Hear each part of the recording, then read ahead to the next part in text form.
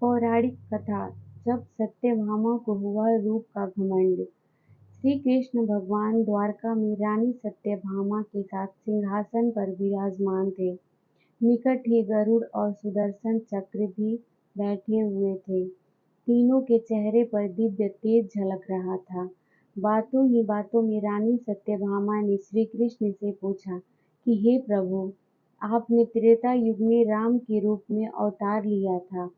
सीता आपकी पत्नी थी, क्या वे मुझसे भी ज्यादा सुंदर थी? द्वारकाधीश समझ गए कि सत्यभामा को अपने रूप का अभिमान हो गया है। तभी गरुड़ ने कहा कि भगवान, क्या दुनिया में मुझसे भी ज्यादा तेज गति से कोई उड़ सकता है?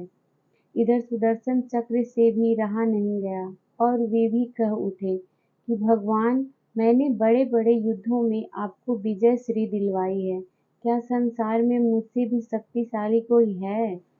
भगवान मन ही मन मुस्कुरा रहे थे। वे जान रहे थे कि उनके इन तीनों भक्तों को अहंकार हो गया है और इनका अहंकार नष्ट करने का समय आ गया है। ऐसा सोचकर उन्होंने गरुड़ से कहा कि हे गरुड़, तुम हनुमान के पास जाओ और कहना कि भगवान राम माता सीता के साथ उनकी प्रतीक्षा कर रहे हैं। गरुड़ भगवान की आज्ञा लेकर हनुमान को लाने चले गए। इधर श्री कृष्ण ने सत्यभामा से कहा कि देवी, आप सीता के रूप में तैयार हो जाएं, और स्वयं द्वारकाधीश ने राम का रूप धारण कर लिया। मधुसूदन ने सुदर्शन चक्र को आज्ञा देते हुए कहा कि तुम महल के प्रवेश द्वार पर पहरा दो और ध्यान रहे कि मेरी आज्ञा के बिना महल में कोई प्रवेश न कर सके। भगवान की आज्ञा पाकर चक्र महल के प्रवेश द्वार पर तैनात हो गए। गरुड़ ने हनुमान के पास पहुंचकर कहा कि हे वानर श्रेष्ठ, भगवान राम माता सीता के साथ द्वारका में आपसे मिलने के लिए प्रतीक्षा कर रहे हैं।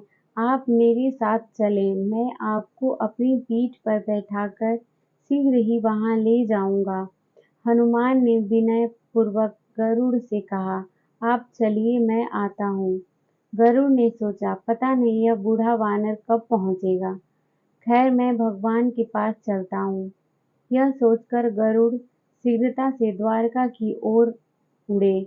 पर यह क्या, महल में पहुंचकर गरुड़ देखते हैं कि हनुमान तो उनसे पहले ही महल में प्रभु के सामने बैठे हैं।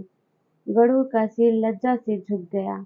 तभी श्री राम ने हनुमान से कहा कि पवन पुत्र, तुम बिना आज्ञा के महल में कैसे प्रवेश कर गए? क्या तुम्हें किसी ने प्रवेश द्वार पर रोका नहीं? हनुमान ने हाथ जोड़ते हुए सिर झुकाकर अपने मुंह से सुदर्शन चक्र को निकालकर प्रभु के सामने रख दिया।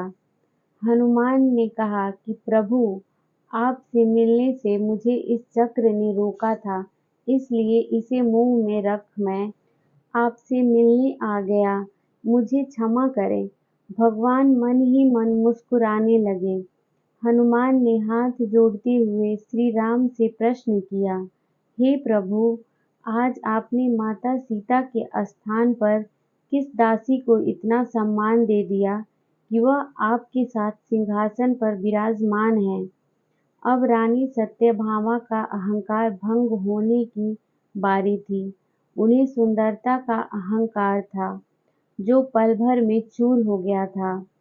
रानी सत्यभामा, सुदर्शन चक्र व गरुड़ जी तीनों का गर्व चूर चूर हो गया था। वे भगवान की लीला समझ रहे थे। तीनों की आंखों से आंसू बहने लगे और वे भगवान के चरणों में झुक गए।